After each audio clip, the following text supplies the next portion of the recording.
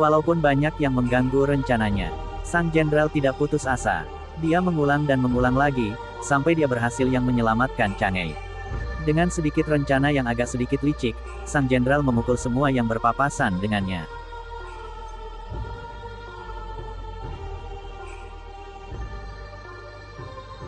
Akhirnya dialah yang berhasil menyelamatkan Chang'e.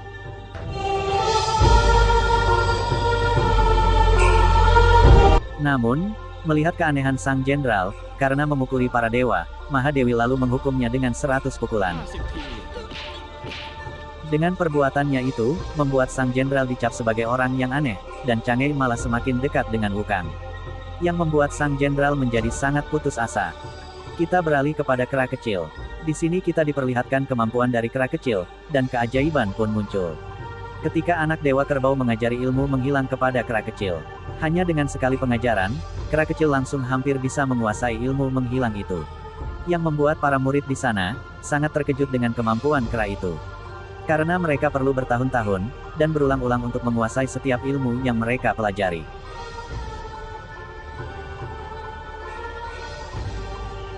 Akan tetapi, keberadaan kera kecil diketahui oleh Guru Poti. Guru Poti lalu mengusir kera kecil dari tempat itu.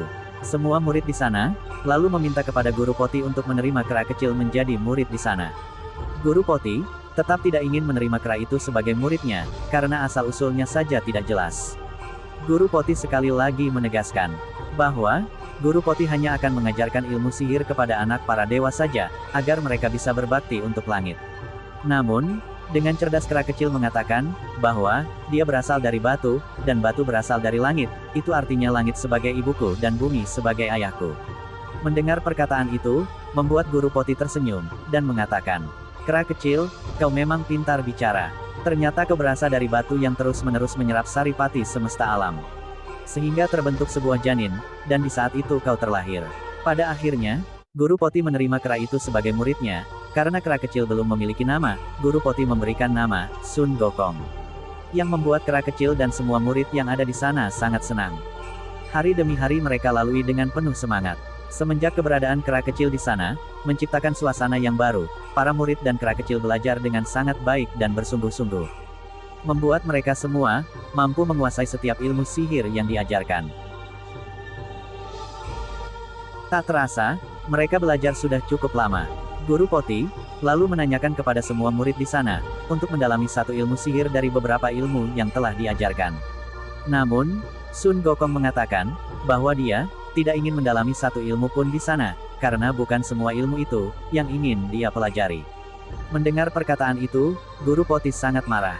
Karena ilmu yang diajarkan sangat banyak, tak mungkin, tidak ada satu ilmu pun yang disukai. Gokong menjawab, bahwa tujuannya selama ini, hanya untuk mendalami ilmu awet muda, dan ilmu keabadian. Gokong juga menegaskan, apabila dia sudah tua, dia pasti akan mati. Sehingga, dia tidak bisa melihat dan melindungi rakyatnya, karena Gokong memiliki tanggung jawab, untuk melindungi mereka semua. Oleh karena itu, dia hanya ingin mendalami ilmu awet muda saja. Mendengar hal itu, Guru Poti sangat terkejut. Guru Poti lalu menjelaskan, bahwa untuk mendalami ilmu awet muda, tidaklah mudah. Karena ini, adalah ilmu alam semesta. Walaupun dia berhasil mendalami ilmu awet muda itu, maka, langit dan bumi akan berguncang, siapapun yang mempelajarinya, akan mengalami penderitaan yang panjang, dan akan ditimpa oleh 3 cobaan.